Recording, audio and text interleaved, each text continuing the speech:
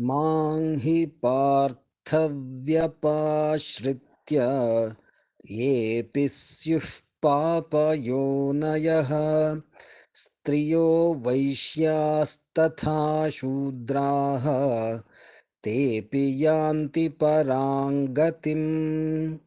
मां हि पार्थव्यपाश्रित्य येऽपि स्युः पापयोनयः स्त्रियो वैश्यास्तथा शूद्राः